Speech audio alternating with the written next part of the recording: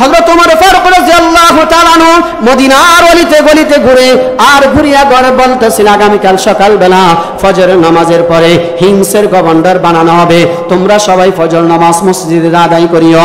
আল্লাহু আকবার এলান হয়ে যাওয়ার পর সমস্ত সাহাবায়ে কেরাম মসজিদে নববীতে চলে আসলেন। ফজর নামাজের পর আমিরুল মুমিনিন মসজিদের ডান দিক থেকে বাম দিকে যায়, সামনের কাতার থেকে আল্লাহু আকবার উত্তর দিক থেকে দক্ষিণ দিকে যাইতেছে।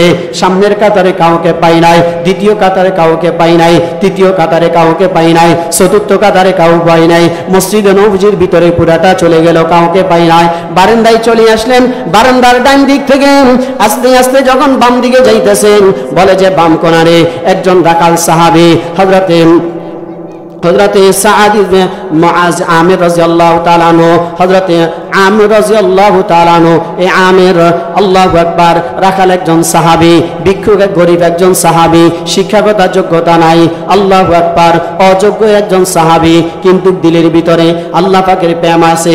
ওমর রাদিয়াল্লাহু তাআলা আনহু ফিটের উপরে তাফর দিয়া বলে, হে আমির গুম উঠো।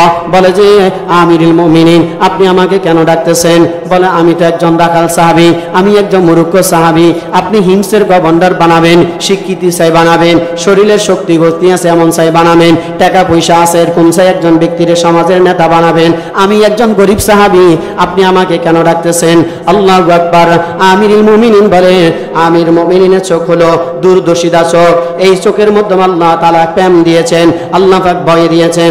আমিরুল মুমিনিন চোখ চেহারা দেখিয়া বোঝে কার দিলের ভিতর আল্লাহ তাআলার প্রেম আছে। বলেন, হে আমির তোমার দিলে তোমার যদিও টাকা পয়সা নাই, তোমার সম্পদ নাই, তোমার শিক্ষাগত যোগ্যতা নাই, কিন্তু তোমার দিলের ভিতরে আল্লাহ তাআলার প্রেম আছে, আল্লাহ তাআলার ভয় আছে, এজন্য তোমায় হিমসের গভর্নর বানাই দিলাম, যাও যাও হিমসে তুমি চলে যাও। আল্লাহু আকবার। আমিরুল মুমিনিন হিমসের গভর্নর বানাই দিলেন। আমির চলে গেলেন, বলে যে ছোট্ট একটা গাঁটটি নিয়ে গেলেন, আল্লাহু আকবার, হিমসের জায়গায় যাইয়া, যেটাকে বর্তমান ফিলিস্তিনের জায়গা বলা হয়, এখানে যাওয়ার পর আমিরুল মুমিনিন সেখানে ঘোষণা দিতেছেন, হে ওইখানে যাই আমির ঘোষণা দিতেছেন, হে ফিলিস্তিনের মুসলমানেরা, হে হিমসের মুসলমানেরা, আমিরুল মুমিনিন তোমাদের আমির হিসাবে আমাকে এখানে তোমাদের জন্য পাঠাইছে, নেতা হিসাবে পাঠাইলো। তোমরা তোমাদের কাছে আমার কয়েকটা আবদার হলো, তোমরা দিনের বেলা তোমাদের যার যার কথা আছে সব বলবা, রাত্রে আমি কারো কথা শুনবো না। আল্লাহু আকবার। এই কথা বলে দেওয়ার পর দিনের বেলায় দুনিয়ার সমস্ত মানুষের কথা শুনে, রাত্রে কারো কথা শুনে না। এবার কিছুদিন যাওয়ার পর দেখলো যে উনি অফিসে প্রতিদিন দেরি করে আসে, সপ্তাহে মাঝে মধ্যে ওনাকে খুঁজে পাওয়া যায় না।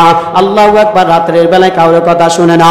6 মাস যাইতে না যেতে ফিলিস্তিনের মুসলমানেরা, আল্লাহু আকবার, হিমসের মুসলমানেরা একত্রিত হইয়া মদিনা চলে গেলেন। মদিনায় যাইয়া আমিরুল মুমিনিনের কাছে বলতেছে, ও আমিরুল মুমিনিন আপনি আমাদের জন্য কেমন একজন নেতা বানাই দিলেন, কেমন একজন মেম্বার বানাইলেন, কেমন একজন এমপি বানাইলেন, যিনি আমাদের কথা দিনের বেলা শুনে রাত্রের বেলা শুনে না, মাঝে মধ্যে ওনাকে রাত্রে খুঁজে পাওয়া যায় না, অফিসে মাঝে সপ্তাহে একদিন আসে না, আবার উনি সকালবেলা দেরি করে আসে। আল্লাহু আকবার। আমিরুল মুমিনিন বলেন, তাহলে মনে হয় আমি ভুল করছি, তোমরা একজন ভালো থেকে দেখো। এই কথা বলার পর বলে যে না না আপনি ভুল করেন নাই, কিন্তু উনি তো আমাদের সাথে এগুলা করে। আমিরুল মুমিনিন নিজে এবার হিমসে চলে আসলেন, আসিয়া তাদেরকে প্রশ্ন করতেছিলেন। এবার হিমসে চলে আসিয়া, হিমসের শহরে আসিয়া তাদেরকে প্রশ্ন করতেছিলেন, হে হিমসের মুসলমানেরা, তোমাদের প্রধানমন্ত্রীর বাসভবন কোথায়, তোমাদের বঙ্গভবন কোথায়? আল্লাহু আকবার। বলে যে মসজিদের পাশে একটা ছোট্ট একটা ভাঙ্গাচুরা একটা কুড়ুঘরের দিকে দেখাই দিতেছে, এখানে আমাদের আমির থাকে, এখানে আমাদের আমির এই ভাঙ্গা ঘরের ভিতরে থাকে।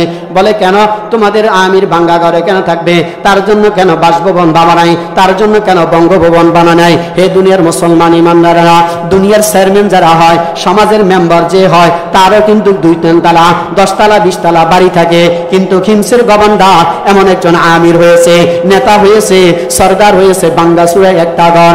আমিরুল মুমিনিন দেখা করলেন, দেখা করার পর বলে যে হে আমির, তোমার নামে তো নাম মামলা চলে আসলে, নোটিশ চলে আসলে।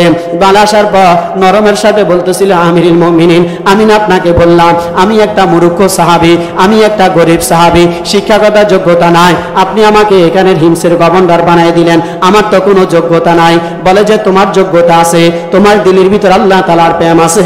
আলাম ইয়ালাম বিআন্নাল্লাহ ইয়ারা, বান্দা তোর দিলের ভিতরে আল্লাহ তাআলার প্রেম আছে, যেই প্রেমের কারণে তোকে হিংসের গভর্নর বানাইলাম। বলে আপনার নামে কিছু নোটিশ আসছে, যেই নোটিশগুলা হলো, যেই মামলাগুলা হলো, আপনি অফিসে সকালবেলা দেরি করিয়া যান, সপ্তাহে একদিন অফিসে যান না, আবার রাত্রের বেলায় কারো কথা শুনেন না, কারণগুলা কি?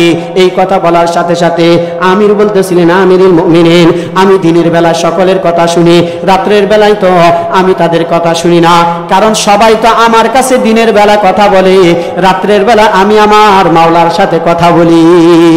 আল্লাহু আকবার। হযরত আমিরুল মুমিনিন ওমর ফারুক রাদিয়াল্লাহু তাআলা আনহুকে বলেন, হিংসার সমস্ত মানুষের কথাগুলো আমি দিনের বেলা শুনি, রাত্রের বেলায় আমি কারোর কথা শুনি না, আমি আমার মাওলার সাথে আমার কথাগুলা বলি। এরপরে বলে দ্বিতীয় নম্বর কারণ হলো আপনি অফিসে দেরি করি কেন যান? বলে আমিরুল মুমিনিন, আমি তো একজন রাখাল, আমি তো একজন রাখাল হিসাবে আসলাম, যার জন্য আমি নিজে আমার নিজের হাতে সকালবেলা আটা খামারি তৈরি করি, আটা তৈরি করিয়া 2টা রুটি বানাই, এই 2টা রুটি বানাইতে একটু দেরি হয়ে যায়। ও মুসলমান ইমানদারেরা, এমপি বাদ দেন, চেয়ারম্যান বাদ দেন, মেম্বারের কিন্তু পিএস থাকে, মেম্বারের আশেপাশে 2 জন পিএস থাকে, চেয়ারম্যানের আশেপাশে 4-5 জন থাকে, এমপির পাশে তো কোনো কথাই থাকে না। কিন্তু আল্লাহু আকবার, আমিরুল মুমিনিনের কাছে হিংসের গভর্নর হযরত আমির রাদিয়াল্লাহু তাআলা আনহু বলেন, আমার কাছে তো আল্লাহু আকবার, আমার কাছে কোনো কি নাই, আমার আশেপাশে কোনো নেতাগিতি নাই, আমার আশেপাশে কোনো ছেলেফেলা নাই, আমি নিজে আটা খামারি তৈরি করিয়া, নিজে আটা বেলিয়া, নিজে আটা তাবাইয়া, এটা খাইয়া তারপর অফিস করতে যায়। বলে সপ্তাহে একদিন অফিসে কেন যান না? বলে যে একদিন অফিসে যাই না, আমার একটা মাত্র জুব্বা, যেটা মুহাম্মদুর রাসূলুল্লাহ সাল্লাল্লাহু আলাইহি ওয়াসাল্লাম আমাকে হাদিয়া দিয়েছে, এই একটা জুব্বা আমি সপ্তাহে একদিন এটাকে ধুইয়া দিই, যার জন্য না শুকানোর কারণে এটা তো জিহাদি জুব্বা, এটা শুকাইতে একটু সময় লাগে, এত মোটা সারাদিন চলিয়া যায়, এজন্য আমি রাত্রের বেলা, দিনে সকালবেলা এটা যখন শুকাই দিই, তখন শুকাইতে শুকাইতে দেরি হয়ে যায়, এজন্য সপ্তাহে একদিন আমি অফিসে যাই না। আল্লাহু আকবার। আমিরুল মুমিনিন মিলাইয়া দেখে যে তার কোনো অন্যায় নাই, তার কোনো দোষ নাই। আল্লাহু আকবার। আমাদের সমাজের অবস্থা কেমন হলো?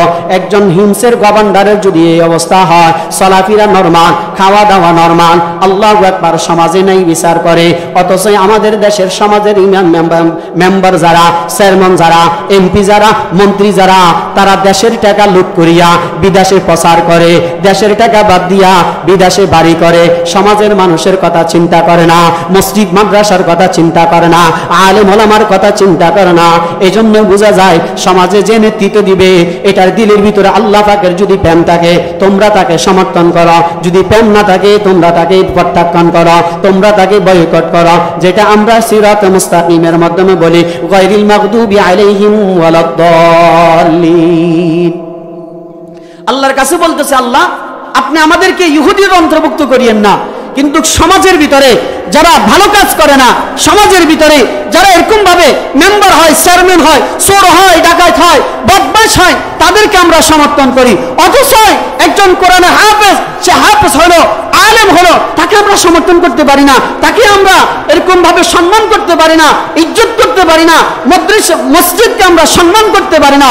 অথচ এজন্যই সমাজের ভিতরে যারা ভালো মানুষ, যারা নেককার মানুষ, তাদেরকে যদি আপনি সম্মান করতে পারেন, ইজ্জত করতে পারেন, তাহলেই তো আপনি হবেন সিরাতাল্লাযীনা আনআমতা আলাইহিমের অন্তর্ভুক্ত।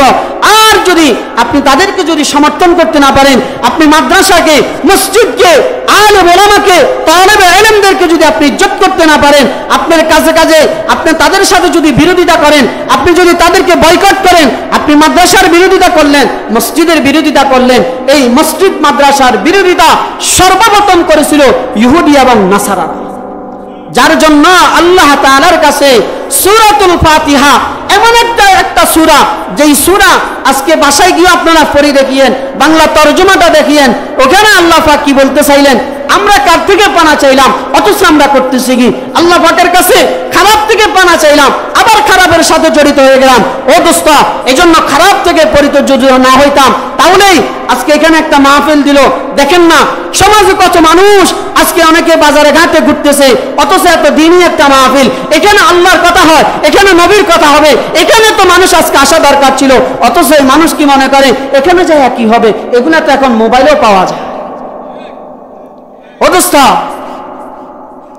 মোবাইলে পাওয়া যায়, মোবাইলের ইলম আর সরাসরি এলেম, দুটার মাধ্যমে বহু পার্থক্য আছে। এজন্য যেখানে মাহফিল হয় দেখেন না, এই জন্য নোয়াকুড়িয়ার কত মানুষ চলে এসছে কেন? যে এখানে আল্লাহ পাক এবং আল্লাহ রসুলের কথা হইতেছে, দামি কথা হইতেছে।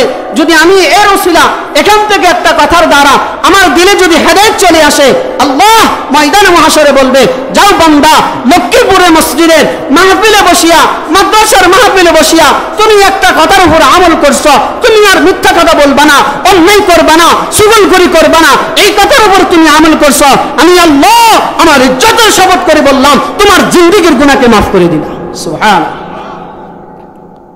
ও দোস্ত, এজন্যই নিজের জীবনকে পরিবর্তন করে দেওয়ার জন্য, নিজের জীবনে পরিবর্তন আসার জন্য এই দ্বীনি মাহফিলগুলোতে আসা দরকার। এখান থেকে কিছু শিক্ষা দরকার। আজকে যদি বলা হয়তো এখানে ঢাকা থেকে নর্তকী আনা হবে, গান বাজনা হবে, মনে হয় যেন সকাল থেকে সিরিয়াল দেখতো মানুষ আসার জন্য।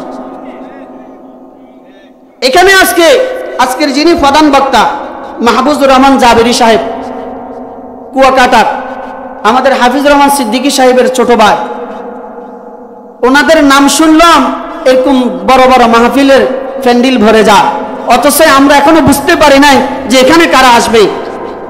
এসবের পরে বড় বড় দামি ওলামাই কারাম আলোচনা করবে।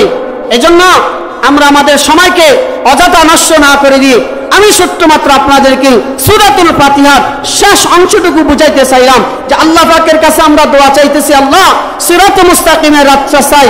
আল্লাহ পাক বলে না, পরিপূর্ণ হয় নাই, আরেকটু বড়। তখন আমরা আল্লাহ পাকের কাছে বলতেছি, আল্লাহ আপনি আমাদেরকে জান্নাতের প্রতীক যাদেরকে বানাই দিয়েছেন, যাদেরকে আপনি কবুল করেছেন, তাদের অন্তর্ভুক্ত করে দেন। আল্লাহ পাক বলে, বান্দা এখনো তোমার দরখাস্ত শেষ হয় নাই। এরপরে আল্লাহ পাকের কাছে বলতেছি, আল্লাহ আপনি যাদেরকে ধ্বংস করে দিয়েছেন তাদের থেকে আপনি আমাদেরকে হেফাজত করেন।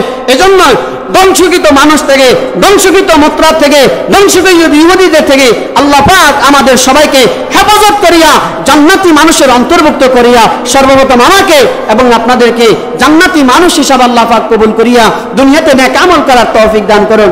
আমিন ওয়া আখির দাওয়ানা আলহামদুলিল্লাহি রাব্বিল আলামিন। আসসালামু আলাইকুম ওয়া রাহমাতুল্লাহি ওয়া বারাকাতুহু।